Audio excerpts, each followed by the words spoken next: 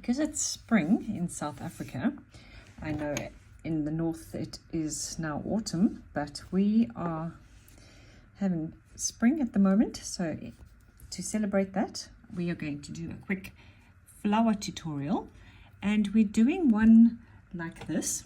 This is the flower we're making, and I'm making this tutorial especially for my cousin Nat because she loved this flower, and I said I would make a tutorial for her. And yeah, this is how it looks. I've used a nice thick yarn and then 2 strands in the center to make up the same thickness of yarn on the outside. So here we go. I've got 2 strands of the yellow, and I've made a magic ring, and I'm going to be putting 12 single crochets into the magic ring. So 1, 2, 9,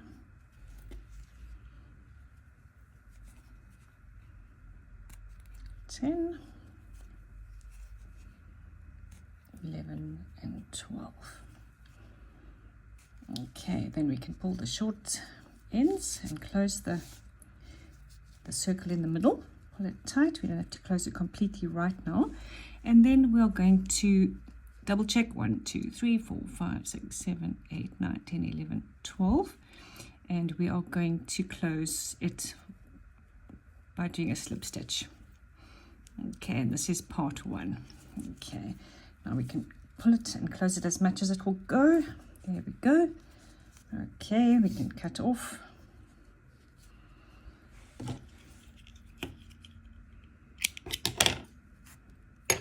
And finish that. All right, so let's give it another last tug, and we can sew in all the ends and get ready for part 2.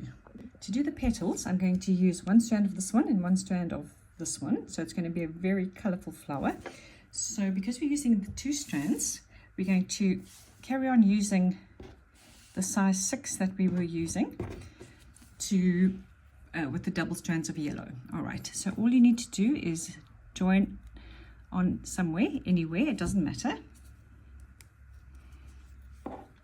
and we get going. All right, so to start, we are going to chain 3, 1, 2 and 3. Then we are going to yarn over 3 times, 1, 2 and 3. All right, into that next, or into that same stitch, we're going to do, it's about a quadruple crochet. So we go through 2 until we finished all the stitches on the hook, through 2, through 2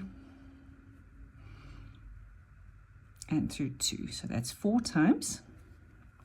Okay, and then we've done 1. Let's do another 1, 2, 3 into that next stitch. Okay, it's a bit of a wrangle there. Okay, through 2, through 2,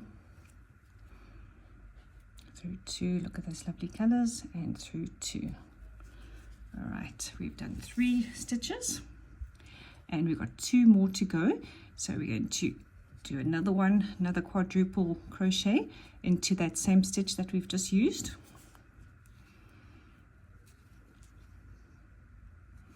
One, 2, 3 and 4. Now we've got 4 stitches, and to finish off, we're going to chain 3. And we're going to slip stitch back into that same stitch. Of course, it would be easier if you just used single strands, but you can use absolutely any wool, whoopsie daisy, let's try that again, with the corresponding size hook. So I'm just mixing and matching colors and trying to make it as colorful as possible, but you can use a single strand, and then you would use a smaller hook like a 4 or whatever size corresponds. Okay, and that's our first petal. You'll see the stitches are very long, so it folds over like that, which is quite pretty. All right, so to do the second one, we're going to do exactly the same. Chain 3,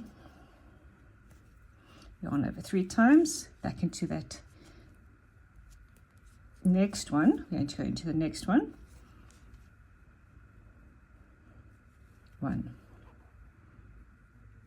2,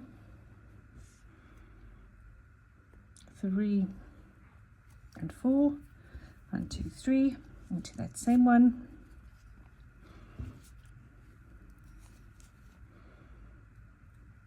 1, 2, 3, and 4. We've got 3, 2 more to go. Another quadruple, 1, 2, 3, back into where we now back into the next one.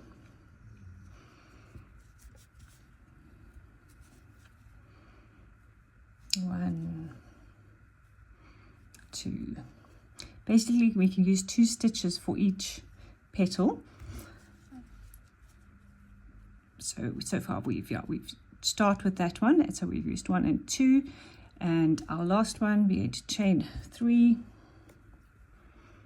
and finish off by doing a slip stitch back into that same stitch, into that second stitch. Okay, and there we've got 2 petals. Look how lovely that's looking a bit like a butterfly so far.